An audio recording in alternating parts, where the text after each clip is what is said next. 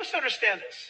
We're watching university campuses where people are running around waving Palestinian flags, saying that they are for the Palestinian. I get it.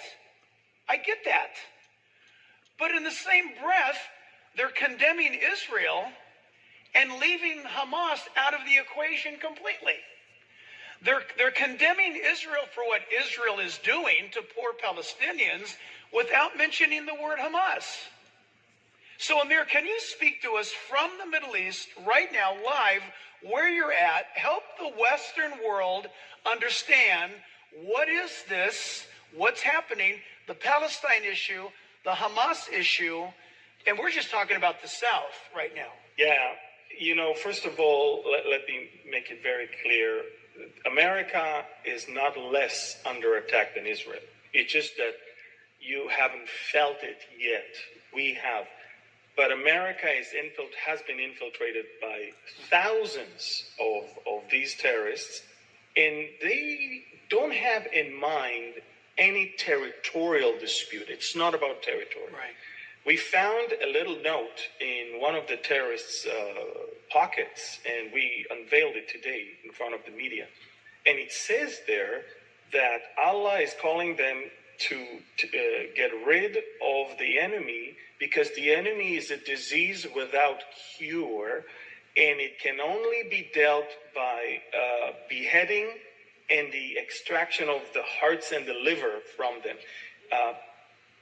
That's the thinking. The thinking is, you're the problem. I mean, we're the problem. And in your case, you're the problem. By the way, death to America and death to Israel is chanted in your own universities. They will not say death to America, but they will say maybe death to Israel, but they will come against America as much as they come against Israel, because someone indoctrinated them in those universities that we are the colonialists, we are the powers that everybody must fight against. But none of them, they're as stupid as my shoe, because they don't even know history, they don't study history, they don't have a clue that the name Palestine has absolutely nothing to do with Arabs. In fact, if you ask a Palestinian, where is Palestine come from, 99.9% of them will not even know where it comes from. It's funny that the very name that they are so proudly using is actually related to the Jewish history in the land and has nothing to do with Arabs. And so they don't know. The ignorance is the best way of the enemy to use them as pawns, and I call it the deception of the nations. And the enemy, this is what he does. Satan is deceiving the nations all the time, and Israel is one of the main things that deception is about. So let me make it very clear.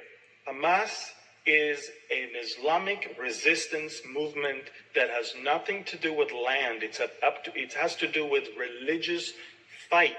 They are the local branch of the Muslim Brotherhood. Yes. Global movement that you can find them in Turkey, you can find them in Egypt, and you can find them all around the Middle East and everywhere in the Middle East, except of Turkey, because the leader of Turkey is the leader of them. But everywhere else, the Islamic Brotherhood is actually outlawed because they are very, very dangerous people. And so we're talking about a terrorist organization. By the way, in 2014, Benjamin Netanyahu, from the stage of United Nations, the United Nations main stage there, he said Hamas is ISIS. And Obama's White House, the same day, issued an announcement saying Hamas is not ISIS. It's funny because now everybody sees what Hamas is. It's worse than ISIS. I don't want to repeat what they did to us on the 7th of October, but we thought that we've seen it all with footage and documentaries and testimonials from Auschwitz. Auschwitz pales compares to what happened on October 7th. A genocide took place on October 7th. And therefore, we have, under the Geneva Convention, under international law, we have the duty, not just the right, the duty to eradicate them. Now, we must understand that there has never been a Palestinian state in the history of planet Earth. Wait, These say are a that collection again. of Arabs Amir, that moved. say it again slowly. People need to know this. So nice and slow. Never in the history of planet Earth there was a nation of Palestinians and a country of the Palestinians. Never. These Arabs are a collection of Arabs from different countries all around that predominantly, most of them moved into Israel, which was called Palestine, regardless of them. I mean, the name Palestine started in 135 AD by Adrian the Caesar, who wanted to mock the Jews for rebelling against him, and named the land after the Philistines, their Old Testament foes. It has nothing to do with Arabs. And the funny thing is, the Philistines got their name from the word invader. So anyone who claimed to be a Palestinian, by default, actually it confesses to be an invader. But the funny thing is that most of the Arabs came as a result of the return of the Jews to the land. That's right. And go back to the 1984 book that was written by Joan Peters, and it's called From Time Immemorial. She's a she passed away not long ago, CBS producer of documentaries. She was sent by the Carter administration to write a book about the rights of the Palestinians over the land. Jimmy Carter was a great advocate of the Palestinians. And it's interesting because when she started digging into all the archives of the Ottoman Empire, the UN, and the British Mandate, she was shocked to find out that most of the land was underpopulated in the mid-1800s. Most of those Arabs came as a result of the Jewish return, when the Jews brought in a lot of wealth and industry and agriculture, and those Arabs saw good future, and they moved in. So everyone that says we were there first, it was our land first, that's nonsense. It's nonsense because it's not even based on facts. And again, when we talk about give them back, there is no give them back. They never had it to begin with. The land was occupied ever since the Jews were expelled. The land was occupied by foreigners, by the Romans and the Byzantines, and then the early Muslims, and then came the Crusaders and the late Muslims, and then, of course, the Ottoman Empire for 500 years, and eventually the British Mandate that started in the early 1920s. And the mandate that was given to Britain was that that Palestine would be a place where the Balfour Declaration be fulfilled. And the Balfour Declaration was the promise of the British Empire for a Jewish homeland.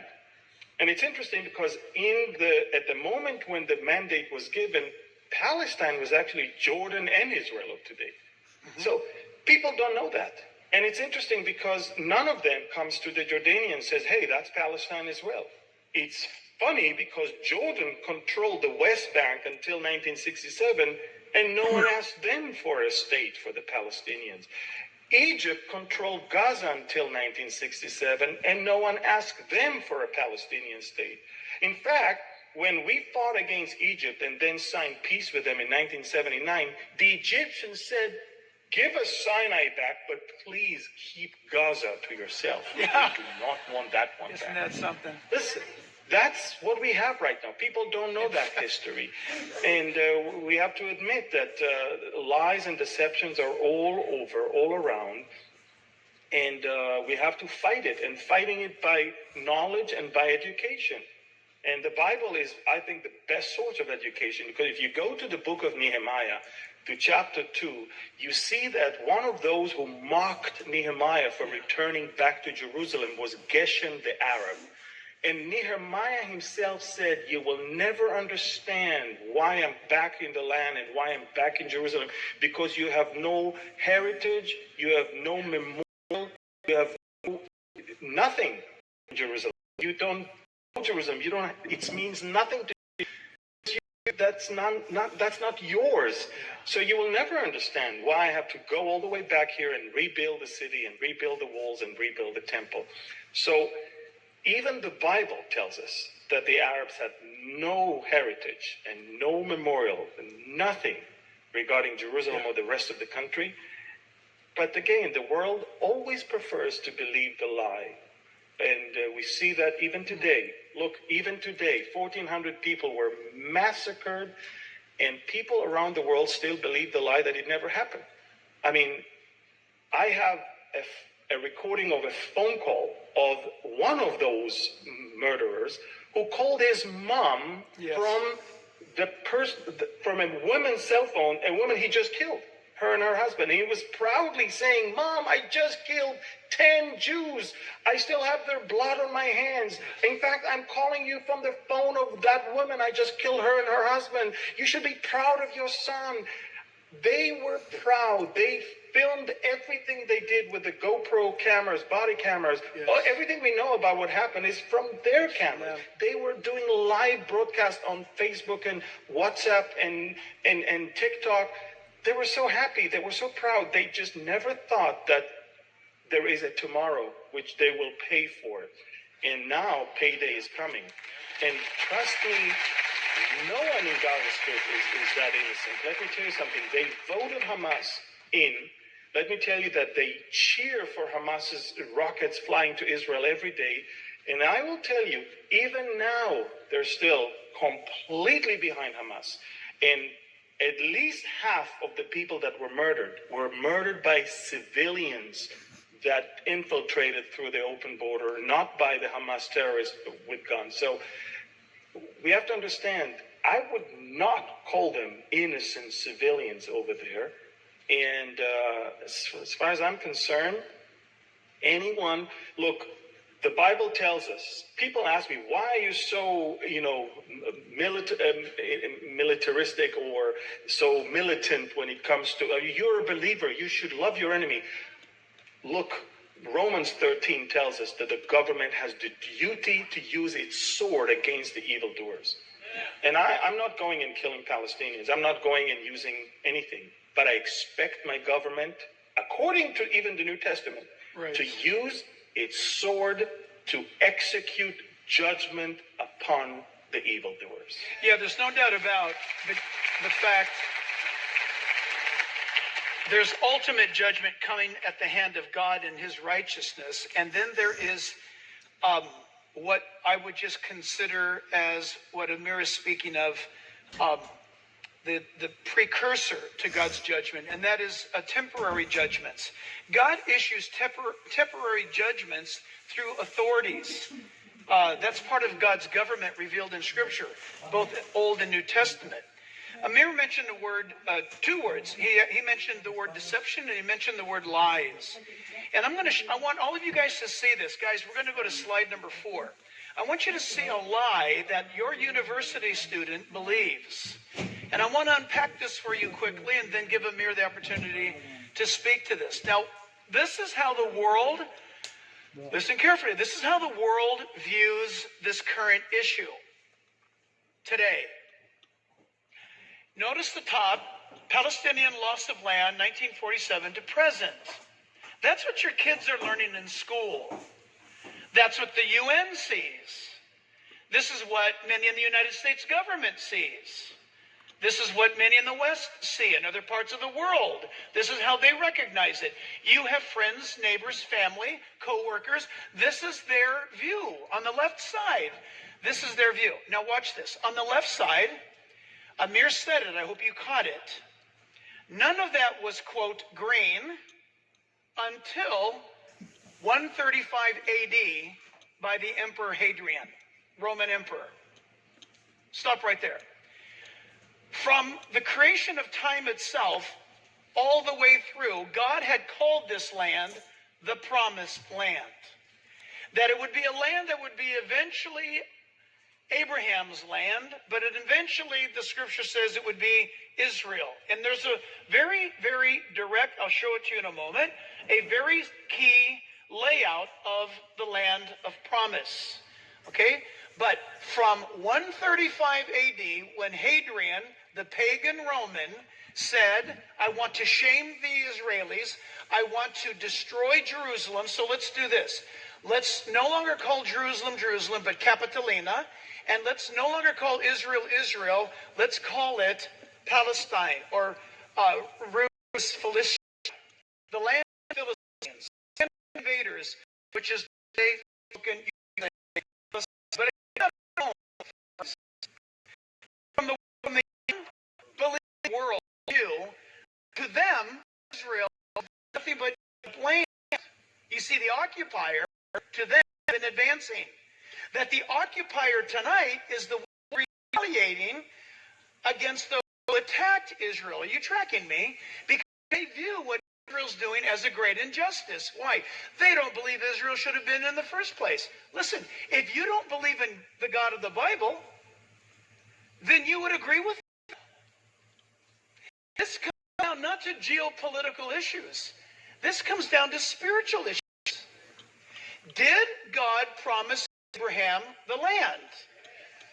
You only know that from the Bible. You also only know this from the Bible. There's no word Palestine in the Bible. From Genesis to Revelation, it's not there. But Israel is in there nearly 700 times. Okay, are you listening? You can go back as far back as time can go, and you'll find the name Israel in the scriptures. Amir mentioned Nehemiah. That's about 2,500 years ago, okay?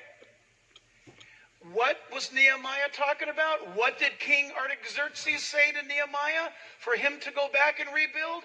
Go back to Jerusalem. Go back to Israel. Friends, the pagan ancient world called Jerusalem, Jerusalem, and they called Israel, Israel. No one ever called it Palestine. It was Hadrian who said, those Jews make me sick. I want to erase their memory of their land and of their heritage, so let's rename it. Let's punish them by renaming them. That name has stuck to people who do not believe in the God of the Bible. I hope this is making some sense. So what you see now to the far right is Israel present, and look how they put it. The white area now is Israeli occupied land.